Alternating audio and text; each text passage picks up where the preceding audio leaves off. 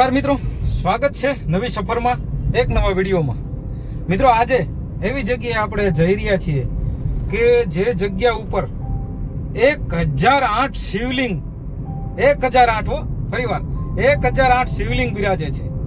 અને આવો જ્યારે પવિત્ર શ્રાવણ માસ ચાલી રહ્યો હોય અને એમાંય મહાદેવના દર્શન કરવાને માટે મળી જાય અને એમાંય 1008 શિવલિંગ, એ જગ્યા ક્યાં આવેલી છે તમને તમામ માહિતી આપણા વિડીયોની અંદર મળશે।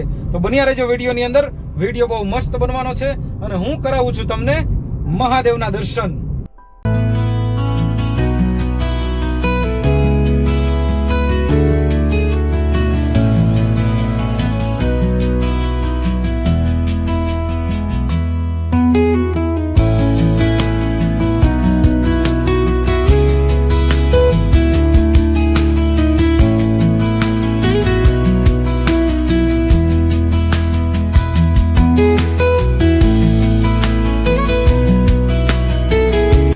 બેક સાઈડની અંદર આ શિવલિંગ જો, જય ભોળાનાથ, આટલી બધી શિવલિંગો છે યાર, 1008।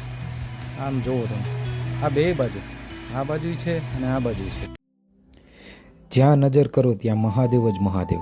આ દ્રશ્ય માત્ર જોવાનું નથી પરંતુ અનુભવવાનું છે। જરા ધ્યાનથી જુઓ, દરેક શિવલિંગ પોતાની જગ્યાએ સ્થાપિત છે। આટલી મોટી સંખ્યામાં શિવલિંગોને એક સાથે જોવાનો અનુભવ ખરેખર અદ્ભુત છે। અને જ્યારે અહીં શાંતિથી ઊભા રહો ને ત્યારે ઓજત નદીનો નજારો, ચારે તરફનું કુદરતી વાતાવરણ જો મિત્રો, આ છે 1008 શિવલિંગ।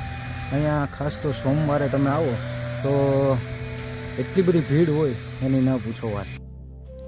મિત્રો, આ સ્થળ સાથે જોડાયેલી સ્થાનિક માન્યતાઓ અને તેનો સાચો ઇતિહાસ જાણવા માટે અહીંના સ્થાનિક લોકો પાસેથી મળતી માહિતી પણ ખૂબ મહત્ત્વની છે। એટલે તમે જ્યારે અહીં આવો ત્યારે માત્ર દર્શન જ નહીં પરંતુ આ સ્થળ વિશેની સ્થાનિક વાતો પણ જરૂર જાણજો।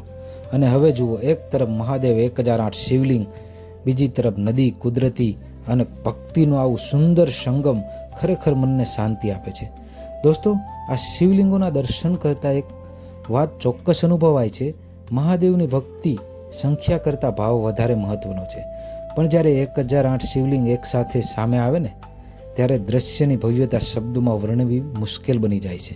મિત્રો, હવે આપણે આરતીનો લાભ લઈએ, મહાદેવની આરતી કરીએ। હર હર મહાદેવ।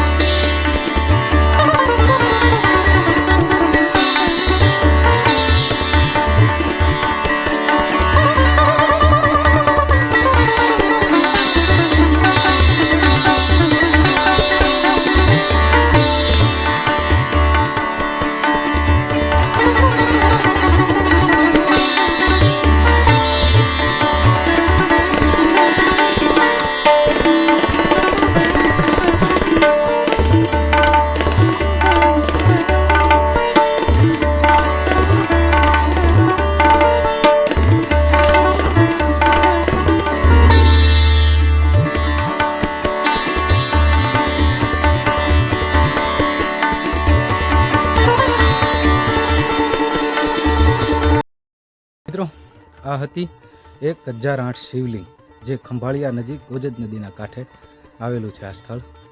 અને મિત્રો, આ તમને વિડીયો પસંદ આવ્યો હોય તો આપણી ચેનલને લાઈક કરજો, શેર કરજો તમારા મિત્રો સુધી આ વિડીયોને, અને અંતમાં સબસ્ક્રાઈબ કરવાનું બિલકુલ ભૂલતા નહીં।